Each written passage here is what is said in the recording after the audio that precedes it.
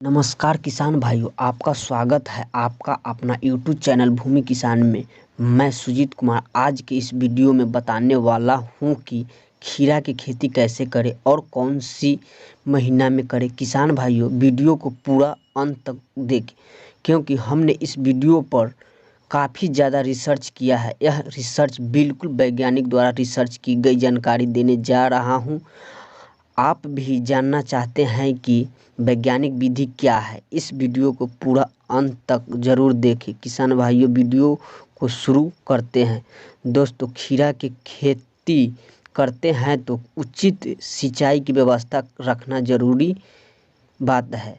दोस्तों, गर्मियों का समय आ रहा है। खीरा का सिंचाई हर 4 दिन से 6 दिन में करनी पड़ेगी और सिंचाई का प्रबंध होना बहुत ज़रूरी होती है। किसान भाइयों, खीरा के बीज को बुआई करने जा रहा है तो पहले जानकारी कि कौन सी मिट्टी में खीरा के पौधा उगानी चाहिए। कुछ मिट्टी ऐसी भी होती है, बलुई, रेतीली या दोमट मिट्टी होती है। खीरा के पौधे के उगाने के लिए सबसे बेस्ट मिट्टी होती है दोमट मिट्टी, जिसका पीएच मान 6.0 से लेकर 7.5 तक रहता है।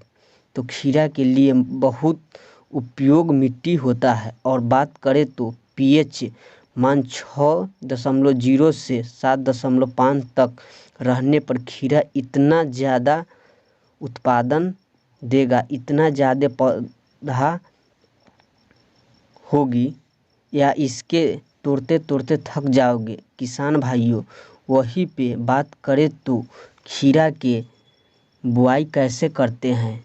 किसान भाइयों, खीरा के बुआई 2 विधियों से कर सकते हैं, या आप सिंपल विधि से कर सकते हैं या बीट बनाकर मल्चिंग विधि से भी कर सकते हैं।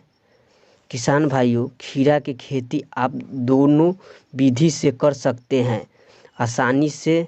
आपके पास बीट बनाने के व्यवस्था है या मल्चिंग विधि का व्यवस्था है तो इस किसान भाइयों को कम घास मोथा खर के बहुत निरंतर करेंगे और रोकथाम से बचाव करेंगे। किसान भाइयों, आप खीरा खेती सिंपल विधि से कर सकते हैं तो आपके समय समय से घास या मोथा खर का निरंतर करना पड़ेगा, ताकि जो कीटों की संख्या कम हो जाएगी तो पौधा स्वस्थ एवं हरा भरा देखने को मिलेगा। आपके यह बात ज़रूर ध्यान में रख लेनी है।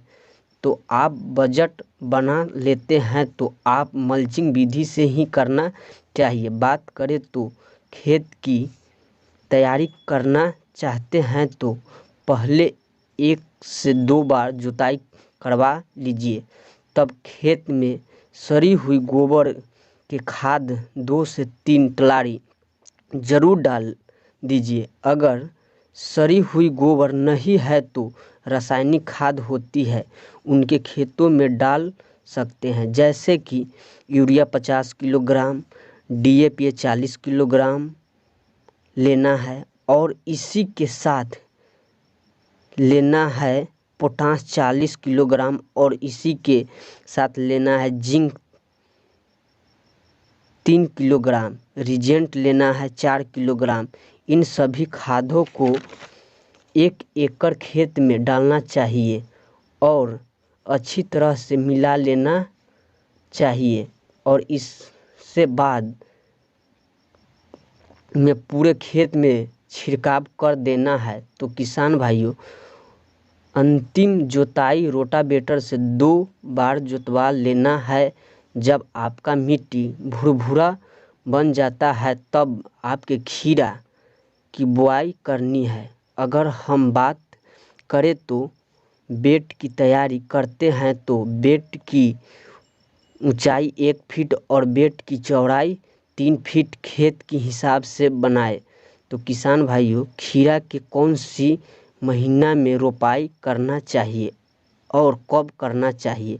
बात करें तो किसान भाइयों, खीरा की खेती 26 जनवरी से 15 फरवरी तक रोपाई कर देना चाहिए और इसी बीच में खीरा की रोपाई का अच्छे समय होता है।